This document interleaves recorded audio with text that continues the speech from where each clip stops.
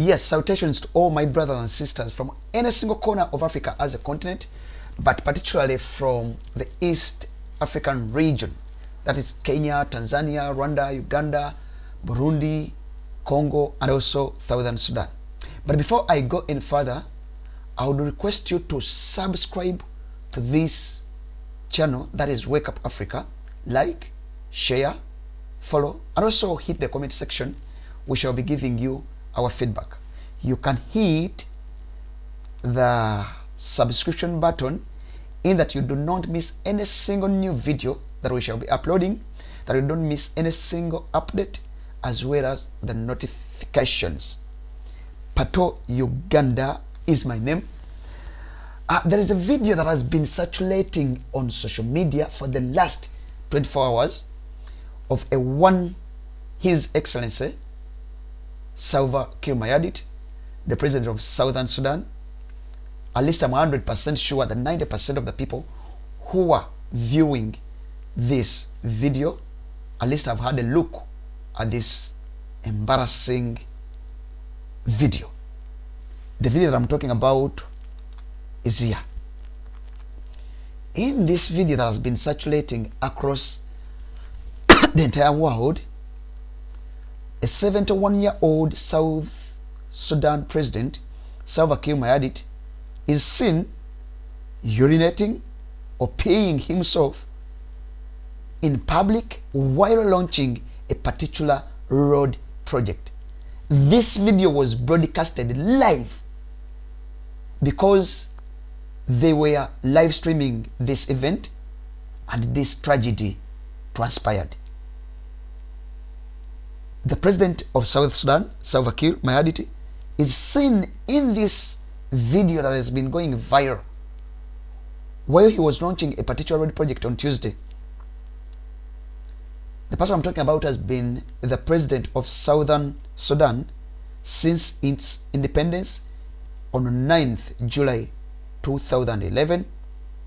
Unfortunately, because of the event was broadcasted live on TV, nothing could be done to rectify the embarrassing situation.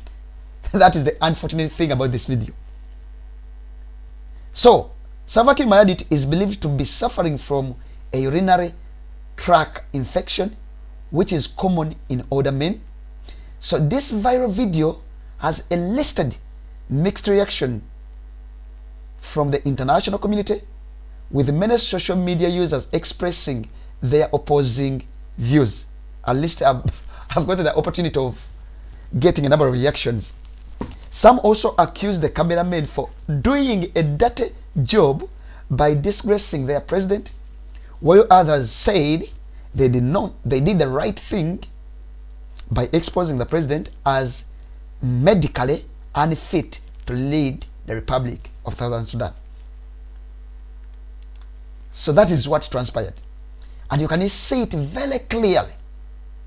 He is launching a particular road project. As you see the arrow, the urine is coming from his trouser, and you see the, let me try to play it back. The situation was very normal, and along the way he started peeing, he started urinating in public, live on camera. This is how embarrassing the situation was. This is how embarrassing African leaders can be. Can you imagine? Look at the arrow. Look at the urine flowing. As the bodyguards are looking on, as the entire world was watching, that is how the tragedy transpired. You see, one of these bodyguards first recognized the tragedy. And then as long as he had recognized, even Salva Kiir, look at him, he looks down, he sees urine flowing out of his trouser, and then they had to take away the camera, but it was too late. These are very common stories in Africa. You see, Africa is one single continent that is one of the youngest, if at all it is not the youngest continent in the world, with the youngest population in the world, but stuck with old leaders who are vulnerable, who are insane, and do not have the mental capacity to perform the national duties. But these are the old men who are presiding over the national affairs of our continent, that is Africa. No wonder the kind of economic, political, social, economic stagnation that we are in as of today. You see, these are some of the leaders. There is Paul Biya of Cameroon, 87 years old.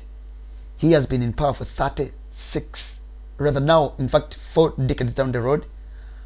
Alpha Conde, 83 years old. Muhammadu Buhari, 78 years of age. Alassane Ouattara, 78 years of age. And a one dictator, Yoweri Kaguta Museveni, 77 years old. Now, that is Africa for you. You see, the average age of the 10 oldest African leaders is 78.5. That is the average age, compared to the 52 of the world's 10 most developed countries. You can compare and contrast. You see, Africa has a leadership age gap disconnect between the leaders and those that they lead. You can see it. One of the problems that we have as of today, it is the age gap disconnect between the leaders and the population. To put it into context, you see, it is very clear.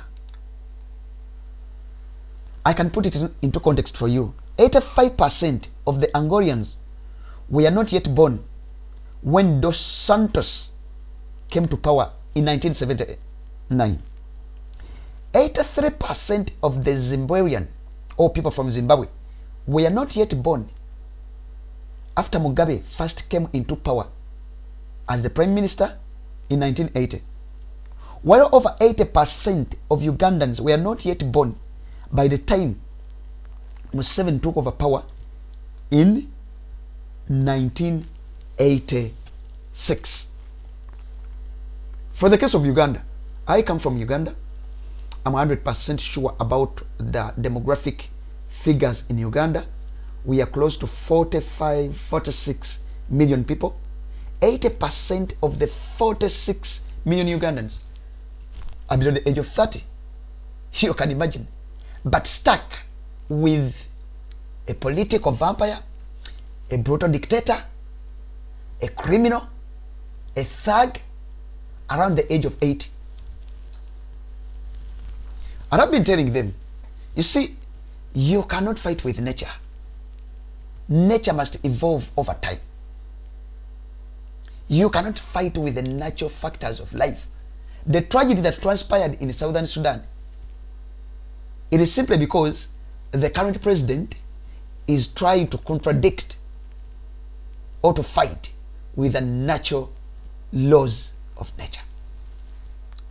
That is the bitter fact. And these instances have been very, very common in Africa, and they are still common. You remember a one Bouteflika, a one Bouteflika of Algeria. Africa, Algerian ailing president Abdelaziz Bouteflika, the man that you're seeing on your screen, he went to pick nominations seeking for another term while he was being wheelchaired. You can imagine. He's seeking another term. He's physically incapable. He's mentally unstable. But while he went to pick for nomination papers to stand for another term, he went in a wheelchair. The man that I'm talking about is called Abdelaziz Bouteflika. The sight of him casting his vote from a wheelchair is likely to be one of the most regrettable events in the political journey of Algeria. He was unable to campaign. What he did, he delegated his team and his loyalists to campaign for him. That was Abdelaziz Bouteflika. This is Africa for you. And he had to cast his vote. Remember, this is the very person who was going to preside over the national affairs of the Republic of Algeria. But casting his vote while he's in the wheelchair. You can imagine. Bouteflika, he had rarely been seen in public. He was suffering from a stroke for almost a year, unable to campaign, but still he got the guts and the interest to stand for presidency. These stories are very, very common in Africa. Very common. They keep on fighting with nature. That is one. There is a one Norbert Mugabe. Africa, it's high time we wake up. So with a one Robert Mugabe fell down also. Down from a flight of stairs as he was returning from Ethiopia. It is an incident that is regrettable. It was captured on camera despite the efforts of his security team trying to block the cameramen from capturing this event. But it was captured. It was captured. So, by then, Robert Mugabe was 90 years of age. He was making his way down from the raised podium at the airport, and he just appeared to narrowly miss a step, and he fell on the ground. At 90 years of age. This is what we witnessed. And this is what transpires the moment you get drunk onto power. So, what they did, Mugabe's security team was quick to step in. They surrounded the president and helped him to get rest. But still, the media had already captured the entire event on cameras. It is also regrettable. So this event transpired when President Norbert Mugabe was returning from a successful trip to the summit of the 54th Nation African Union in Addis Ababa, Ethiopia on 30th January. Despite the fact that he will be one of the person recognized to be one of the greatest dictators in the world,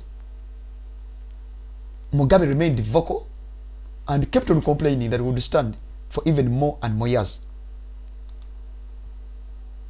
Those are Africans for you. So, these events have been keep on happening. But African leaders, African dictators, they never learn from the past. They never. That is Mugabe for you. Now we have a one Yoweri Kaguta Museveni. Of recent, people of Kenya witnessed a regrettable event, but also a funny event, whereby Museveni went to Kenya with his mobile toilet, one that is armored in nature. And it was all over. It made headlines in the entire region of East Africa. Museveni ships in personal toilet for use in Nairobi during Ruto's inauguration. Yoweri Kaguta Museveni, a one dictator, brutal dictator of Uganda, what he did, he shipped his personal mobile armored toilet from Kampala for use while he was on a visit in Nairobi, Kenya. Yoweri Kaguta Museveni was one of the foreign dignitaries who went to Nairobi for Dr. William Ruto, His Excellency's inauguration. He has been also becoming vulnerable for quite some period of time. Because you see, Yoweri Museveni, by the time he came into power, he never used to walk or to move with an ambulance. Mobile toilet was never part of his motorcade. But because of nature, because of aging, the situation now has forced him to change over time. And we've been telling him, you can fake your age, You can fool around, but with nature, you cannot fight with the natural factors of life. They will expose you, they will disapprove you. You know, aging is inevitable. Aging is completely inevitable. At a certain time T, it is going to expose you. It is. And it is what it is doing now to most of the African leaders, most of the dictators that are already in their retirement age.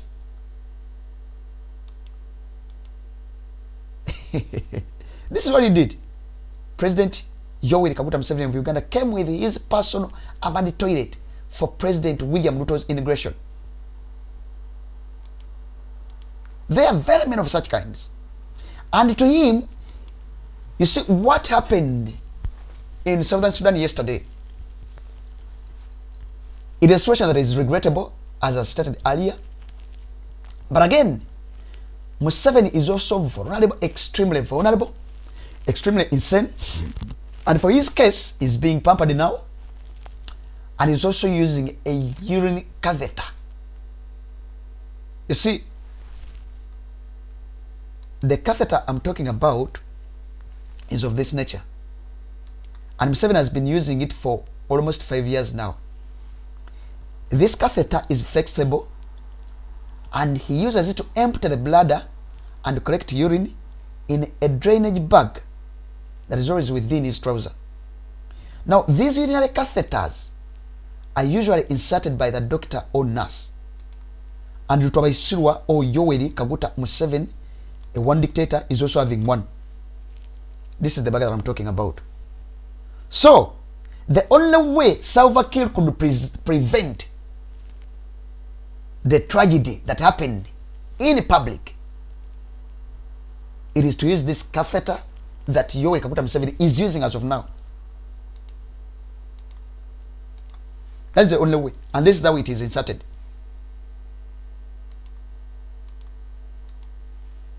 So, still at one event, I think it was Chogam 2022 conference that was organized in Rwanda, Museveni was spotted to be having this catheter while he was attending this conference. At least you can see the arrow. You can witness. This is the catheter I'm talking about. And all this is caused by leaders who are drunk onto power. They are fighting with nature. They are fighting with aging. Therefore, aging is catching up with them as of now. It is catching up with them. They have been an embarrassment. Museveni himself has been an embarrassment to Ugandans, to East Africa as a region, and to Africa as a continent. He has been spotted on camera, sleeping in public, sleeping while attending particular international diplomatic events, live on camera, live on broadcast.